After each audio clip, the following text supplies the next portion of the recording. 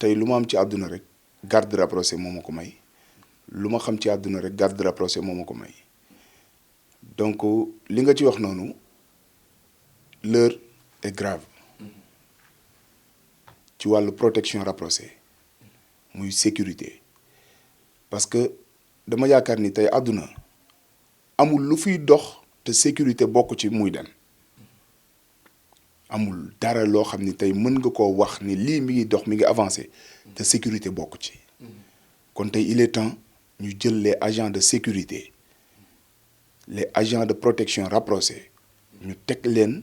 seen place jox leen li ñu moom. mais est-ce que tamit li wolof naan du bukki bu dabee ponkal ca na muy doxee la est-ce que yéen a organisé wul d'abord.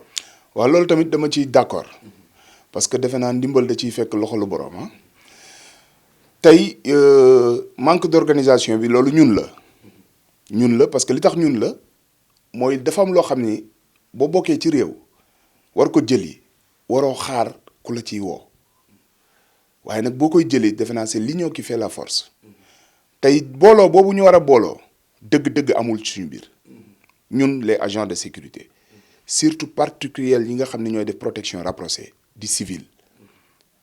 amul benn booloo bu am suñu biir am na nag ànd jaayante wét jëwante te loolu baaxuwuñ ko xam ci garde corps kon donc booloo bi war amul moo tax loolu am.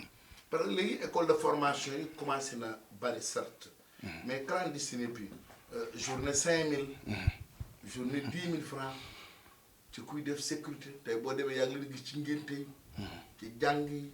te bu njëkk loolu bokkuloon seen compétence. xam nga loolu man li ma jàngatee loolu li ko sabab mooy dañu xamul valeur bi ñu yor xam nga nit di nga yor dara te doo ko xam ñàkk koo xam valoriser ko mooy tax ku jug ñeme la buur dama lay fàttali à l'époque ñu dellu ginnaaw boobu xale la ci période Abdou Diouf Lamine Faye maa ngi koy ziar muy suma papa di suma nijaay di suma lépp ci wàllu métier bi dafa am bis boo xam ni maa ngi géejawaay boobu maa ngi jàng bu cortège président masaan jàll ci période boobu du ma xool président bi mais boobu garde corps yi laay xool ngir bëgg gi ma ko bëggoon te boobu xale laa maa ngi jàng am loo xam ni ñëpp la daan dalan demoon na ñu ragal leen fi xeetu ragal boo xam ne ci Sénégal partout ci àdduna tey ragal googu ñu ragaloon garde corps taxoon na ba ki mu nekkal di ko garder yow daawoo ko tal ndax yaa ngi ragal erreur booy def garde corps bi gis la def la dara kon cela veut dire que boobu ci yooyu jamono ñoom xam nañu valeur bi ñu yor xam nañu li ñu doon mais nag loolu daf ñu dal ci suñu biir bi ñuy débuté di xool ci ñooñu muy ñi ko njëkk a doon ci Sénégal xamoon nañu ñooñu ban valeur la ñu yoroon mais actuellement ñun ñi fi ne jeunesse bi xamuñu li ñu yor lan la. parce que dafa mel dañuy confondre les gros bras. ak un garde rapproché. très bien. koo xam ne ponkal la mu am doole. si gi njool ak koo xam ne dafa dem jàngi mbir mi. mu jaral ko mu génn réew mi. dem jàngi ko ba ñëw def ko profession. parce que des fois dérive yi am lépp ba garde corps ba ñuy wax du ci mën dara. dafay fekk ne gros bras la mais amul expérience yu métier wala amul xam-xam bi. waaw loolu moo ci bari loolu moo ci bari ci surtout li ma gis léegi man parce que tey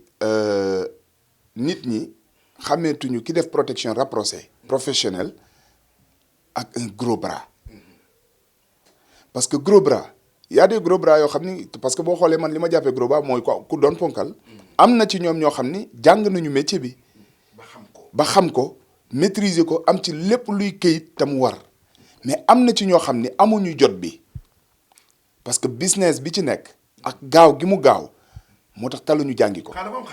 waaw am na xaalis pour te dire vrai am na xaalis parce que di nga gis koo xam ne dina soxla garde corps war a génn bu gàtt ci koo xam ne junni la doon am par bis nga woo ko ànd ak moom fay ko 5 junni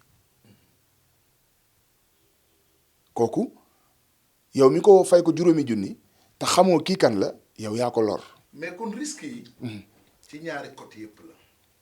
mooy kii wut un garde rapproché war na xam ki muy jël. garde rapproché aussi bu am xam-xam parce que aussi garde rapproché mooy fexe ba dimbali nit ki ci wàllu sécurité tey danger bu doon ñëw ci moom tey yaa war a faagaagal danger bu wala nga dogale ko. waaw parce que garde rapproché dama lay wax benn affaire bu doy waar ginnaaw yàlla ak yonent bi yow ki nga nekkal yaa yor ruwam li may wax nii. kon seen métier mi sérieux. waaw c'est sérieux ginnaaw yàlla ak yonent bi kii nga nekkal war ko aar yow yaa yor ruwam parce que li tax yaa yor ruwam mooy tey moom soxla na la ngir kaaraangeem te yow mënoo ko aar suñ borom mooy aare waaye ci li nga jàng ba mu jàpp ni lii nga opté pour def ko mooy sa métier ci loolu la wóolu kon tey yow war nga xam ni en personne moom jël na risque jël koo xam ni xamul lu mu def waaye war nga xalaat sa diggante ak sa borom xam ni lii ñu la sas mënoo ko waaye jar naa jàngi te xam-xam la laaj mais léegi daf ci bëri loo xam ni gor moo yombatul ah gor xam nga luy ñàkk ngor ci li ma ko teg man ci métier garde corps mooy da ngay gis koo xam ni xamul luy garde corps xamul luy sécurité mënul aar boppam bay aar kenn tey kooku yow yaa war a gore gu toll ni bu ñu la wooyee ne la kat man dama soxla woon garde corps nga xam ni jàngoo ko mënoo ko nga wut ku ko jàngi te mën ko te xam ni lii mooy professionnel te xam nga ko nga jël ko ne ko boo kaay ma boole la ak ki ndax moo xam li nga may sant mais nag bari na ci lu yàqu loo xam ne ci jamono ji xaalis moo ko yàq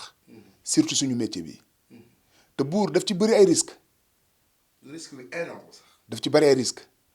gis nga tey dama lay wax benn affaire muy ki fi nekk di njiitu réew mi ñi ko dar di ko yor sécurité am pourtant du ñu ay civil ay gendarme ñoo ci nekk muy les éléments de GIGN wala ay éléments BIP te ñooñu pourtant ay policiers lañu ñii ay gendarme lañ te xoolal différent bi am ci digganteem ak ñoom ak gendarme yi nekk ci brigade yi ñooñu cas de danger rek la ñuy génn kon cela veut dire que ñoom li ñu xam ci biir corps armée bi bokkul ak li ñu leen di jàngal pour aar nit ki kon yow bu dee civil nga war nga xool ci ñoom ba xam ni ñoo la mag ñoo la supérieur ñoo la gën a gradé te ba tey ñoom dañuy jàng kon war na la mën a jaral yow mi nga xam ne da nga décider ne moom nga bëgg a def nga dem jàngi métier. jamono yële ca gannaaw. am benn coow lu fi yëngu mooy début couvre-feu bi. ñu gis ci élément mën nañ ni 90% ci élément yi sax mën nañ ni garde rapproché yi la police dem jëli maanaam comme renfort. mu jur coow lu bari ci dëkk bi. ñu naan c'est les maladies feu ñu naan nangam ak nangam situation bi defe naa fi la fekk. waaw loolu fi la ma fekk. image boobu seetaan naa ko bi ma ko seetaanee mu doon ci benn côté lu ma rafetlu. fierté waaw mu nekk sama fierté parce que li tax mu nekk sama fierté mooy ñun ak police ak gendarmerie dañu bokk lu ñuy def ñun xañ na dafa am benn différent bu nekk suñu diggante muy ñoom ay homme d'état la ñun ay civil lañu waaye tey ñun ñoo nekk ñoo xamante ni si mënuñoo dem sans ñoom waaye benn côté. ñoom it du ñu dem sans ñun moo tax ma rafetlu bi ñu demee ba réew mi toll foofu ñu xam ni ñoom war nañ cee man pexe ñu jëli leen indi leen waaye nag dafa am lu jiitu loolu loo xam ni man bu doon man boog moo may gënal ci façon jëli bi parce que tey bi nga demee ba xam ni kii kat war naa mën ci problème bi dara ma jëli ko kon war nga ko mën a aar xam nga luy aar gi aar goo xam ni yow ni nga aaree ñi mu àndal ci terrain bi ñuy ay homme de tenue noonu nga leen war a aaree ñoom civil bi nga xam ne ñu ngi leen di jàppale ba même bu ñu jugee ci lii kenn ku ci nekk dellu ci poste boo xamante ni da lay bir ni fi nga toog état moo la fi teg. te ëllëg boo ko soxlawaatee mën ko jëlaat. mu jariñ mais loolu moo ci amul. loolu moo ci amul ah. parce que bari na ci ñoo xam ne tey dama lay wax lu doy waar tey buur tey ñëpp jàmm la ñuy ñaan mais il fallait que ñu xam ni am na agent de protection rapproché yoo xam ne ñu ngi def sécurité. te wallahi alazim bu dëkk bi yënguwul duñu liggéey te loolu fitna la bu dëkk bi yënguwul wallahi duñu am lu ñu yóbbu seen kër te pourtant ñoom ay garde corps lañu jàng métier bi mën ko yor seen ay diplôme am ci ñu nekk ak ñoom ñoo xam ne jànguñu métier bi yoruñ ci benn kayit amuñ ci benn xam-xam wéeru seen kaw waa léegi ki jàng métier ba mën ko yor ci ay kayitam ay lijaasaam ba fu ko yëfi bettee mu mën a jóg nan nga ko mën a yemale ki ko jàngul ba pare jël ko ki ko jàngul xamul dara maîtriser wu ko nga jël ko mën koo jox loo xamante ni si ki ko jàng joxoo ko. léegi kon daal dans ce cas de force majeure. solution bi tey la. solution bi daal man li ma ci gis mooy ñaan te yàlla rek tax ñaan ci loo xam ne da nga ci bokk ñaan ci loo xam ne da nga ko moom ñaan ci loo xamante ni si tey sa alal la ñaan gi ma koy ñaan autorité yi di ko ñaan le président de la république monsieur Macky Sall di ko ñaan le général des forces armées di ko ñaan le ministre de l'intérieur muy ñun agent de protection rapproché civil yi fi nekk te ci la ñu yaakaar ngir teral suñu ay waajur te yaakaaruñ ci ngir def ci benn ñaawteef lu dul kaaraange nañ ñu taxaw tey mën naa ne benn côté ñi ngi ñuy taxaw sax nag waaye dafa am lu des xam nga lu des mooy reconnaître bi parce que tey di nga dajeek un agent de protection rapproché boo xam ni tey dafa jàng ci école yi ba mën métier génn ramasse am mu dajeek homme de tenue bi taxaw présenté wu duñ ko nangul loolu duñ ko nangul carte bi mu yor duñ ko nangul diplôme bi mu yor duñ ko nangul métier bi mu jàng te pourtant yéen a bokk li ngeen di def ndax moom ci kaaraange rek lay yëngu te yow ci kaaraange rek ngay yëngu xañ na yaa ci kilifaam parce que li tax nga ci kilifaam mooy yow takk der nga te moom civil la kon may ñaan nañ ñu jox li ñu moom donte ñu koy jox waaye li ci des nañ ñu ko dimbalee xam mooy lan mooy tey ñun li ñu mën ñu ngi koy def ci jéem a booloo parce que bari na ci ay mouvement yu fi am nañu ay association yu bari am nañu fi ay école yu bari may wax ñi war a jàngi métier bi nañ dugg ci école yi ñu former leen ñu jàngi métier bi waaye ñi nekk ci école yi di former it nañu fexe booloo tam yi dëgg ngir li ñuy xeex muy taxaw ngir jàppale suñu réew ci kaaraange état mën a reconnaître loolu ba jox ñu ko parce que nag li tax ñu ñàkk amaguñ li ñu soxla ba léegi mooy ànduñu te yàlla tax qu'on se dit la vérité ah ànduñu te yàlla tax am na ci ñoo xam ne tey mën nañoo nangu ànd bi taxaw jaayante ñun ñëpp waaye bu ñu génnee rek yàqante tey loolu mënul nekk mbooloo bu dëggu parce que état bu lay dimbali defe naa ci lim lay dimbali mooy ci loo xam ne tey ànd ngeen ko te mu nekk dëgg ngeen koy doxandoo te lépp di déggoo ci ay kàddu. benn intérêt général. mais intérêt général boobu moo ci bariwul moo tax li ñu soxla man bëgg naa ñu am ko mais gëw ma ne dinañ ko gaaw am parce que fi ñu ko war a jaar lañ jaarul.